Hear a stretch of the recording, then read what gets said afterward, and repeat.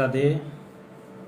जय जय श्री कृष्ण। गुरुर्ब्रह्मा गुरुर्विष्णु गुरुर्देव महेश्वर गुरुर साक्षात् परब्रह्म तस्मै श्री गुरुवे नमः। अखंड मंडलाकारं व्याप्तं येन चराचरं तत्पदं दर्शितं येन तस्मै श्री गुरुवे नमः। कृष्णाय वासुदेवाय हरे परमात्मने प्रणतक्लेशनाशाय श्री गोविंदाय नमो नमः। सद्गुरुदेव भगवान की जय। बालकृष्ण लाल की जय। और आज हमारा विषय था सत्संग, क्योंकि ज्योतिष की चर्चा तो हम संध्या के समय पर करते ही हैं। और आज हमारा विचार था कि आज हम सिर्फ सत्संग करेंगे, क्योंकि सत्संग की महिमा जितनी भी कही जाए वो कम है। कहा गया है बिन सत्संग विवेक न होई, राम कृपा बिन सुलभ न सोई। राम की कृपा अगर यदि नहीं है तो जीवन में सत्संग नहीं आ सकता। जीवन में सत्संग जो है वो ईश्वर की देन है। ईश्वर की कृपा जब हमें प्राप्त होती है तब हमारे जीवन में सत्संग आता है। कोटि जन्म समुत्थेना पुण्य नैव तो लभ्यते है। जब करोड़ों जन्मों का पुण्य उदय होता है तब हमें सत्संग, भगवत प्राप्ति, भगवत चर्चा का अवसर प्राप्त होता है। और हमें वो अवसर प्राप्त होने के बाद ये हम पे निर्भर करता है कि हम उनकी साधना, उनका ध्यान, उनका पूजा पाठ किस तरीके से कैसे कर सकते हैं। यह हमारे ऊपर निर्भर करता है। अब सत्संग की महिमा हमारे जीवन में कितनी महत्व रखती है ये मैं आपको बताना चाहता हूं, क्योंकि सत्संग अगर यदि है तो सृष्टि है। क्योंकि जिसने भी सत्संग के प्रभाव को जाना है उसने मोक्ष को प्राप्त किया है, वह मोक्ष को गया है। मोक्ष का अर्थ है जिसका पुनरपि जननम और पुनरपि मरणम की क्रिया बंद हो जाए, जिसे बार बार जन्म ना लेना पड़े, जिसे बार बार मरना ना पड़े, वही मोक्ष है। और मोक्ष का अर्थ ये भी नहीं कि मृत्यु के बाद प्राप्त होने वाला मोक्ष है। मोक्ष वो है जो जीते जी प्राप्त होगा। मोक्ष वो है जो हमारी साधना, हमारी भक्ति और हमारे समर्पण के आधार पर हमें प्राप्त होगा। वो मृत्यु के पश्चात मोक्ष नहीं है। मृत्यु ही आ गई तो मोक्ष कैसा? मोक्ष उसे कहते हैं जो जीते जी मुक्त हो गया, जिसने जीते जी ईश्वर को पा लिया, जो जीते जी ईश्वर के चरणों में समर्पित हो गया, वही मोक्ष है। मोक्ष का अर्थ है कि आपकी ब्रह्म की प्राप्ति, अर्थात आप में और ईश्वर में भेद नहीं है। आप और ईश्वर स्वयं एक हैं। आप में और ईश्वर में भेद नहीं है, क्योंकि ईश्वर में और आप में अगर यदि भेद होगा तो याद रखना आपको ईश्वर का साक्षात्कार नहीं हो सकता, ना ही आप सत्संग कर सकते। आप ईश्वर को अलग महसूस नहीं करिए, ईश्वर को स्वयं में महसूस करिए। ईश्वर जो है वो स्वयं के प्रेरणा का स्रोत है, जो स्वयं से प्रकट होता है, स्वयं के भीतर प्रकट होता है और स्वयं में वो प्रकट होता है। क्योंकि आपने देखा होगा बृहस्पति का भी उपाय, अगर यदि हम अच्छा करने के लिए बृहस्पति का किसी को उपाय बताते हैं तो कहते हैं स्वयं के चरण स्पर्श करो, क्योंकि चरणों में जो है लक्ष्मी नारायण का वास है। और स्वयं के ही चरण स्पर्श करने से गुरुवार के दिन बृहस्पति अच्छा होता है, धन आदि की वृद्धि होती है और जीवन में सभी प्रकार के लाभ भी होते हैं। ये हम स्वार्थवश करते हैं, परंतु स्वयं के चरण तो स्पर्श करते हैं। वैसा ही ईश्वर का अनुभव भी स्वयं के भीतर करना है। अगर यदि ईश्वर का जो अनुभव है वो आप स्वयं के भीतर करने लगे, क्योंकि आपका कर्म आपके कर्तव्य में बाधा नहीं बनना चाहिए। आपका कर्म है जो आप कर रहे हैं, और आपका कर्तव्य है ईश्वर को स्वीकार करना।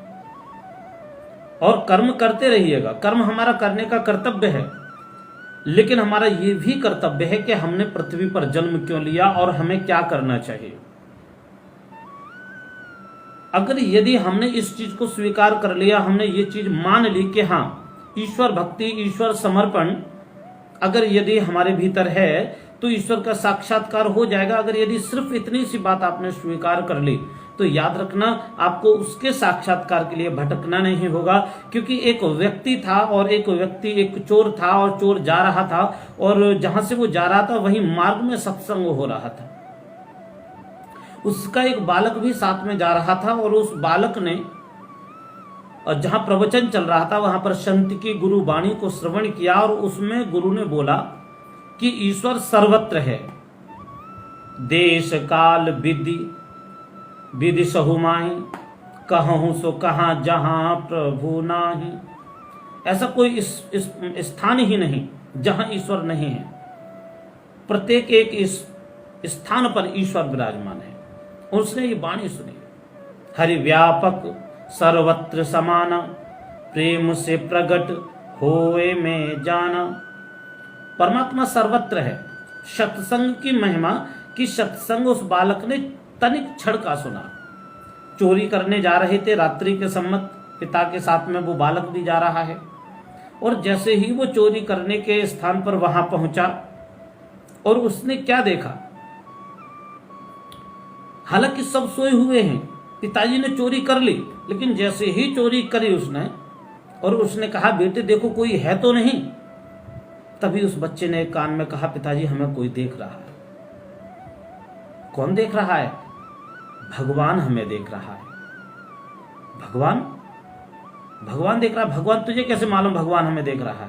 कहा मैंने सत्संग में सुना था परमात्मा सर्वत्र है और वो सब पर दृष्टि रखता है, अर्थात भगवान परमात्मा ईश्वर हमें देख रहा है। कहा नहीं वो कुछ नहीं होता, चलो निकलते हैं, कोई नहीं है यहां। और जैसे ही वो आगे के लिए बढ़े, तुरंत बच्चा चिल्लाने लगा देख लिया, और सब लोग जाग गए। वो सब कुछ छोड़कर वहां से भाग खड़े हुए बाहर निकले। ग्राम से बाहर निकलने के बाद बालक से पूछा किसने देख लिया था? कहा भगवान ने ही देख लिया था। अरे पागल, मैं इसीलिए तुझसे कह रहा था कहीं सत्संग हुआ करे तो वहां से जब गुजरा करो तो कान में उंगली देकर निकला करो। अगर यदि कान में उंगली देकर निकलोगे तो तुम सत्संग की वाणी नहीं सुन पाओगे, और आपको चोरी करने में भी आपको कभी कोई बाधा नहीं आएगी। लेकिन अब तुमने सत्संग सुन लिया है, अब तुम कभी भी चोरी नहीं कर सकते, क्योंकि सत्संग जो है वो मोक्ष देने वाला है।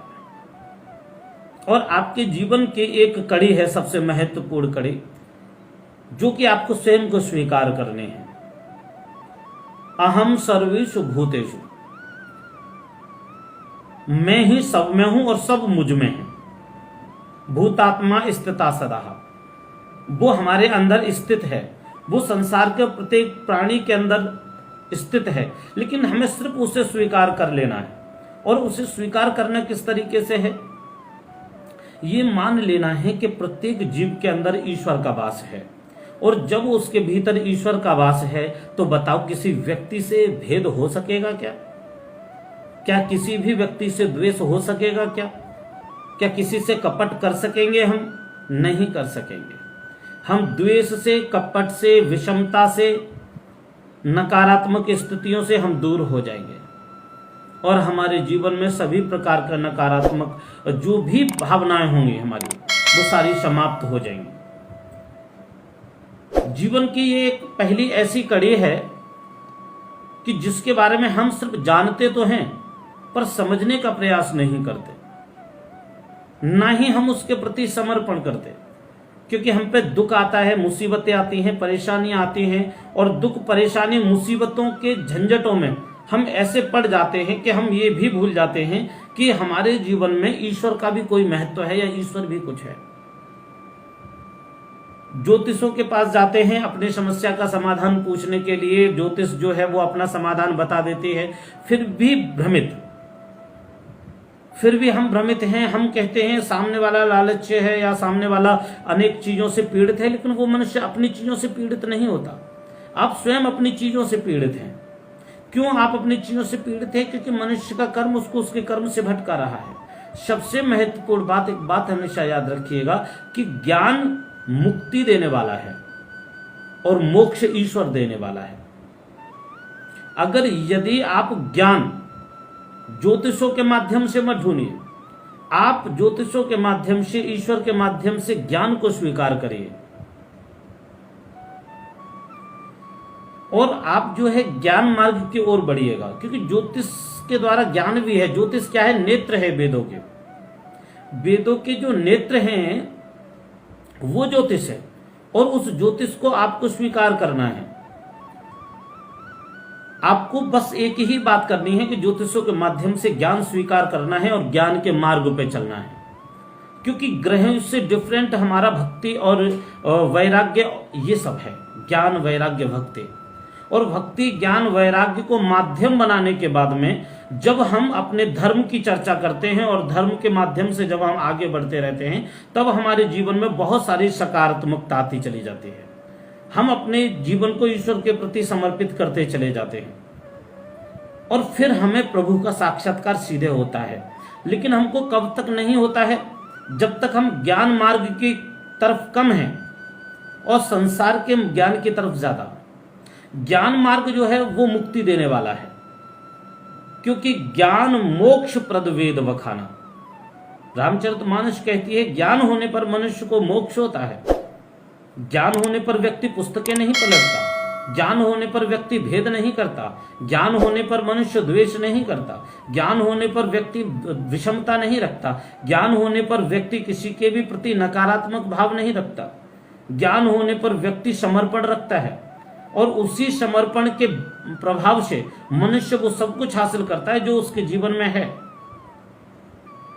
लेकिन हम ज्ञान के माध्यम से कम और सांसारिक क्रियाओं से ज्यादा संबंध रखते हैं और फिर क्या करते हैं? भरण पोषण में लगे रहते हैं। भरण पोषण अर्थात सिर्फ पेट पालने का साधन। उदरो भारणो जीवः, केवल जीव अपना भरण पोषण में लगा रहता है, अपना पेट पालन में।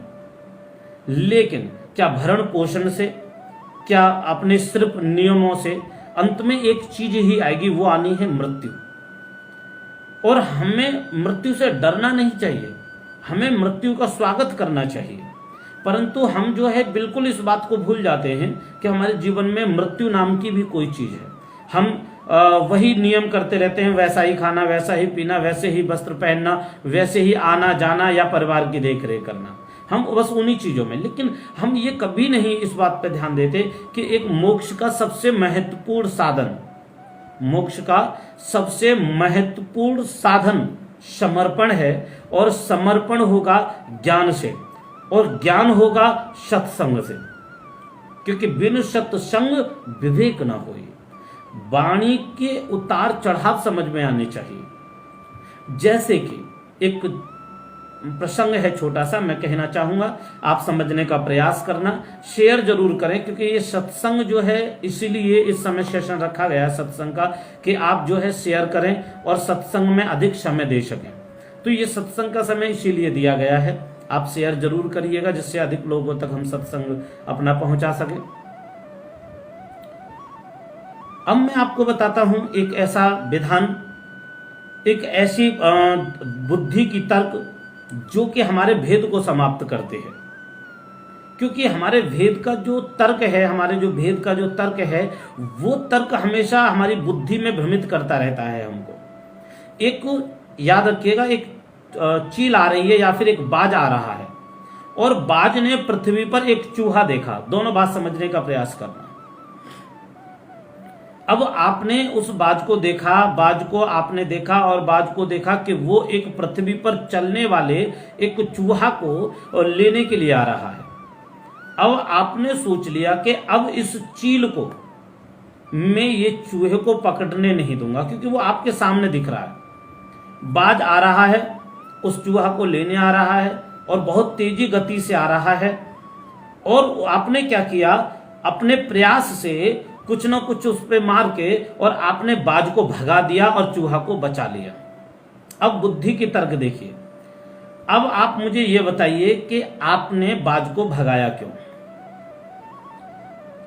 आपने कहा मैं इसे खाने नहीं दूंगा और वो उसका भोजन है, तो आपने उसका भोजन छीन लिया। अब आपने उसका भोजन छीन लिया, अब आपको पाप लग गया। तर्क देखिए, यहां पे बहुत विशेष तर्क है कि आपने उसका भोजन छीना, आपको पाप लगा। अब यहीं पर दूसरी बुद्धि का विचार है कि अब बुद्धि तर्क करती है दूसरी तरीके से। अब बुद्धि कहती है, आपके बुद्धि का समर्पण है, और अब आप सोच लेते हैं कि इस चूहे की मुझे जो है जान बचानी है, और मुझे सिर्फ जान बचानी है, और उसकी जान बचाने के लिए आपने बाज को उड़ा दिया।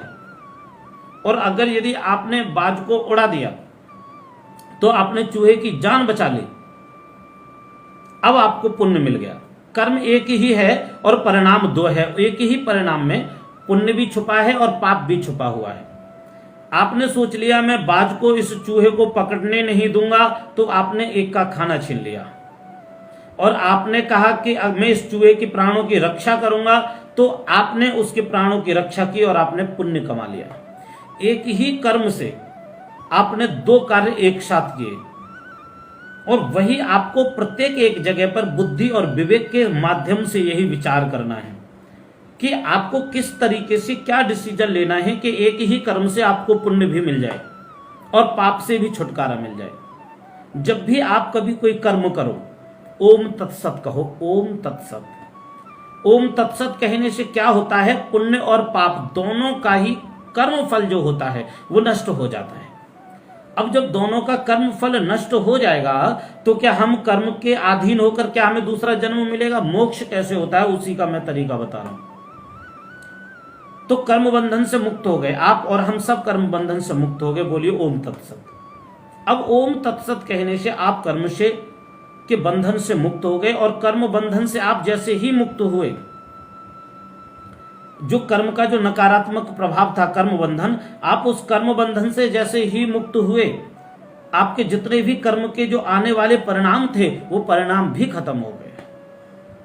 अब हमारा जन्म और मरण सिर्फ समर्पण के ऊपर निर्भर करता है। तो प्रत्येक कर्म हमें पुण्य भी दे रहा है और पाप भी दे रहा है। परिवार का पालन पोषण करना हमारा कर्तव्य भी है, लेकिन ये परिवार का कर्म भी हमें पुण्य और पाप में हर समय दे रहा है। कैसे? अब मैं वो भी बताता हूं आपको। आपने कर्म किया और कर्म को अकर्म कर दिया। कैसे कि आप नित्य प्रतिदिन आप कोई ऑफिस जाते हैं, आप कहीं नियम करने जाते हैं, आप कहीं बाहर घूमने या भ्रमण करने के लिए जाते हैं, या फिर आप नियम आपका कोई बंधा हुआ है, आप वहां जाते हैं नित्य, या स्कूल जाते हैं, और आप जाते हैं और आपने अपना नियम बना रखा है, और आप प्रातः ही सुबह स्नान आदि से निवृत्त हुए और चले गए, और आप जाते वक्त आपने भगवान को प्रणाम किया, जो नियम करना था वो नियम किया, और आप वहां से चले गए। और आपके जाने के बाद आपने सोचा ही नहीं कि आप वहां और क्या कर सकते थे जिससे कर्म बंधन मुक्त हो जाए और कर्म बंधन से छुटकारा मिल जाए, लेकिन आपने सोचा ही नहीं। अब क्या हुआ, जैसे ही आपने कर्म करना आरंभ किया, आप वहां स्कूल गए और आप अपना नियम करने के लिए गए, और जैसे ही आप घर से निकले, आपने भगवान का पूजन नियम अच्छे से किया और भगवान को भोग लगाया, और भगवान को भोग लगाने के बाद में फिर आप आगे के लिए बढ़े, तो आपका हो गया पुण्य। और अगर यदि आप बिना किसी नियम के किए आप जो है ऐसे ही सीधे चले गए, तो आपने कमा लिया पाप। अब पाप और पुण्य के ऊपर तौल है हमारे कर्म के, पाप और पुण्य की कर्म तौल, और उसके आधार पर क्या होता है, हम भटकते जाते हैं, हमारा कर्म फल नष्ट हो जाता है, और कर्म फल का परिणाम ये आता है कि जो भी हम सत्कर्म कर रहे होते हैं वो सत्कर्म हमारा नष्ट हो जाता है। अब देखिए, एक राजा का नियम है नित्य प्रतिदिन संतों से मिलना और सत्संग सुनना, लेकिन संतों का सत्संग सुनता तो है वो, लेकिन मनन चिंतन नहीं करता, किसी से उसके विषय में चर्चा भी नहीं करता। लेकिन उसने सत्संग किया, सत्संग करने के बाद में वो आया, और वो आया और उसने अपने नियम आदि सारे रोके और वही अपने कार्य में कार्यशैली में लग जाता। परंतु एक दिन राजा सत्संग करके अपने घर पहुंचा, अपने राज्य पहुंचा। राज्य में जाकर अपने गुरुजी से भेंट की। गुरुजी ने पूछा, राजन तुमने आज सत्संग में क्या सुना? उसने कहा, मैंने सत्संग में सुना मनुष्य को ईश्वर के प्रति समर्पित होना चाहिए। तो राजन क्या आपने अपना ईश्वर के प्रति समर्पण किया? कहा, मेरे लिए नहीं, मैं तो राजा हूं, ये मनुष्यों के लिए कहा, ये जन जन के लिए कहा। लोग वो सत्संग में जा भी रहा है और वो ये भी नहीं समझ पा रहा है कि स्वयं क्या है। अर्थात पूरे सत्संग सुनने के बाद भी आपके जीवन में सिर्फ एक ही चीज बसी हुई है और वो है सिर्फ अहम। तो अहम के अभिमान के कारण आप जो सत्संग सुन भी रहे होंगे वो सत्संग भी आपको समझ में नहीं आएगा, क्योंकि अहमता रखकर अभिमान के वशीभूत होकर आप सत्संग मत सुनिए। क्योंकि सत्संग समर्पण का विषय है और समर्पण जो है वो ईश्वर कृपा से आता है और वो आपको स्वीकार करना होगा ईश्वर की कृपा के माध्यम से। लेकिन आप वो समर्पण नहीं कर पा रहे, आप उससे स्वीकार भी नहीं कर पा रहे। और राजा की बुद्धि की तर्क की तरह, जैसे राजा ने अपनी बात रखी कि उन्होंने जन जन मनुष्यों के लिए कहा, मैं राजा हूं, मेरे लिए नहीं कहा। तो बताइए क्या ऐसा सकारात्मक, ऐसा सही हो सकता है? नहीं हो सकता, बिल्कुल सही नहीं हो सकता। क्यों? क्योंकि जिस तरीके से राजा कहता है अपनी बात, राजा के माध्यम से चीजें नहीं चलेंगी। जिस तरीके से हम स्वयं अपना समर्पण करते हैं वैसे राजा को भी अपना अहम खत्म करना होगा।